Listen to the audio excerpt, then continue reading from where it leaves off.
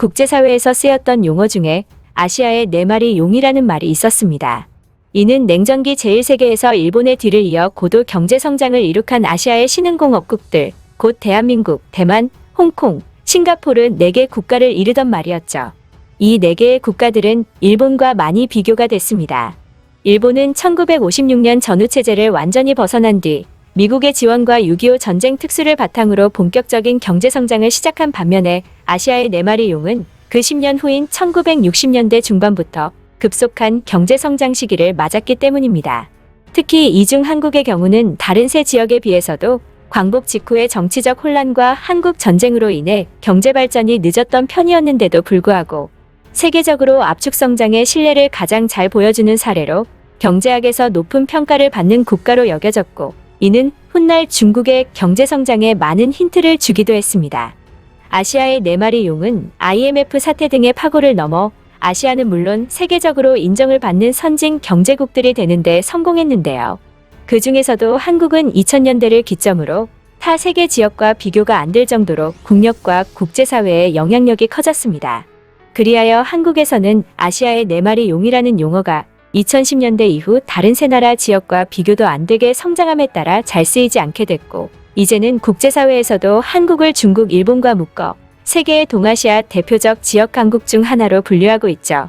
한국은 1960년대 중반 이후 50여 년 만에 경제뿐만 아니라 민주주의, 국방, 문화, 보건의료, 외교 등 국제행동의 모든 면에서 세계가 인정할 수밖에 없는 나라가 된 것입니다. 그런데 이러한 한국의 급속한 발전을 두고서 북미와 유럽, 특히 과거에 한국보다 못 살았던 나라들은 다소 부정적인 반응을 보이는 경우가 있는데요. 다음과 같은 반응입니다.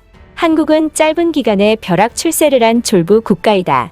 한국은 시대를 잘 이용한 운이 좋은 국가다.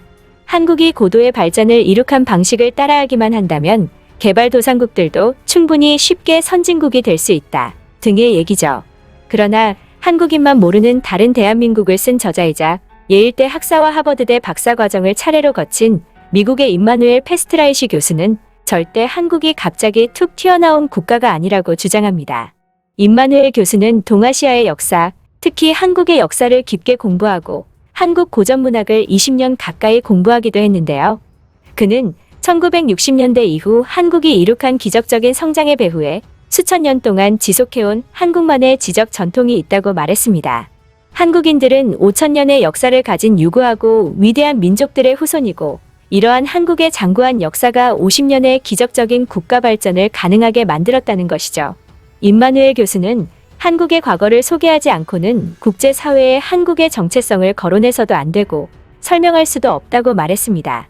이와 관련해 많은 사람들의 공감을 받은 글이 있는데요. 요약하면 다음과 같습니다.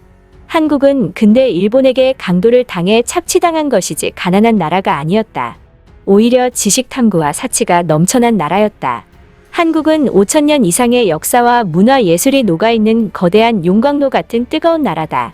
한국 사람들이 아름답고 무용한 사치품과 예술품을 좋아하는 것도 이미 금속을 재련하고 예술을 즐기던 문화가 뿌리 깊게 남아있기 때문이다. 한국을 지구상에서 가장 가난한 나라였다고 강조하면 한국의 역사가 짧아진다. 50년 만에 이룩한 게 아니라 착취당하기 전 본 모습을 찾아가는 저력이 강한 것이라고 보는 게 맞다.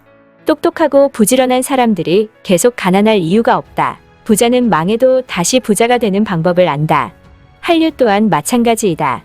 50년 전에는 한국보다 훨씬 잘 살았다가 지금 말도 안 되게 큰 격차로 뒤처진 나라들은 한국을 졸부 취급하고, 북미랑 유럽에선 한류를 갑자기 튀어나온 신기한 어떤 것으로 보고, 일본에서는 한류를 국책 사업이라고 여겨댄다.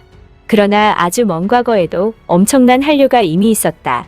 세계를 제패한 대제국이었던 원나라에선 고려양이 대유행이었고, 명나라에서도 고려양이 하도 유행이라 명왕제가 금지까지 했었다. 지금 중국의 주장과는 달리 한푸라는 복식은 중국에서 한반도로 전파된 게 아니라 한복이 너무 예뻐서 명나라에서 따라했던 거다. 한국이 지금 이 자리에 온 것은 어느 정도 필연이다. 기무에 능하고 흥이 많아서 원래 잘 놀던 민족이었고, 그게 지금의 K-팝까지 이어져 온 것이다. 성실한 완벽주의자들이 만드는 영화와 드라마는 또 어떤가?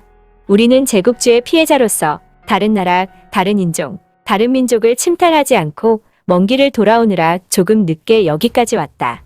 임마누엘 교수의 말대로 한국의 발전과 한류는 우연의 산물도 갑작스러운 사건도 아니라는 것을 말하고 있는 것입니다.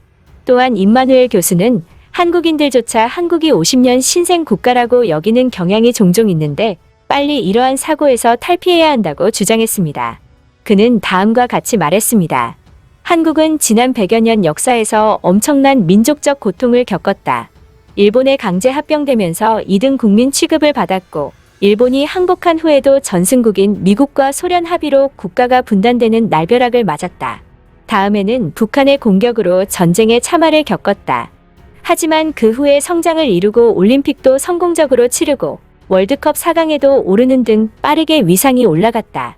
두 세대 만에 저개발 국가에서 선진국 대열로 진입한 것이다. 그러다 보니 이 과정에서 한국인들은 자국의 위상을 제대로 인식할 시간을 갖지 못했다. 그래서 종종 한국인들은 자국의 위상에 대해 현실과 달리 과도하게 부정적으로 인식하는 경향이 있다. 다시 말해 시야가 좁아진 것이다. 한국인들은 지금 한국의 모습이 1960년대부터 열심히 일한 결과라고 말한다. 1950년대 1인당 GDP가 소말리아나 에티오피아와 비슷했지만 근면 성실하게 일해서 한강의 기적을 이뤘다고 자랑한다. 외국인도 그걸 들으면 대단하다고 생각한다. 하지만 한국은 소말리아와 결코 같지 않았다. 똑같이 굶주려 있었어도 그 중에 기계공학 박사도 있었고 500년이나 이어온 학문의 전통을 이어온 사람, 행정을 잘하는 사람도 있었다. 한강의 기적은 맨몸, 맨 땅에서 이뤄진 것이 아니다. 그 뒤에는 유구한 지적 문화적 전통이 있었다. 자신을 어떻게 인식하고 잠재성을 어떻게 받아들이느냐가 중요하다. 이상 임마누엘 교수의 말이었는데요. 우리 스스로도 한국은 반만년을 찬란한 예술과 철학을 꽃피운 나라이고 근본이 있는 민족이기에 다시 세계적인 국가가 됐다는 사실에 자부심을 가져야 할 필요가 있겠습니다. 한편 최근 한국의 위상이 급격히 상승했다는 것을 여실히 느낄 수 있는 사례가 있었습니다. 문재인 대통령이 유엔 총회 연설을 하기 위해 미국을 방문해 있을 때 워싱턴에 있었던 전웅빈 특파원은 한국은 미국조차도 어려워하는 나라가 됐다고 말했는데요. 지난 9월 23일 문 대통령의 유엔 총회 연설 이후 서훈 청와대 국가안보실장, 홍남기 경제부총리 등 주요 인사들이 미국을 방문했는데 전 특파원은 방미 인사들도 직접 한국의 위상이 높아졌다고 느꼈을 정도로 한국을 대하는 미국의 태도가 달라졌다고 말했습니다. 이는 팬데믹이 드러낸 미국의 약점 보완에 가장 적합한 능력을 지닌 국가가 한국이기 때문이기도 하지만 미국 정책의 관계자들 사이에서 한국은 진정한 선진국이 됐다는 인식이 나돌아다니고 있는 것이죠. 유서 깊은 역사를 바탕으로 50년 만에 선진국이 된 한국. 이 찬란한 성장이 계속되길 기원하면서 이번 영상 마치겠습니다. 끝까지 시청해주셔서 감사합니다.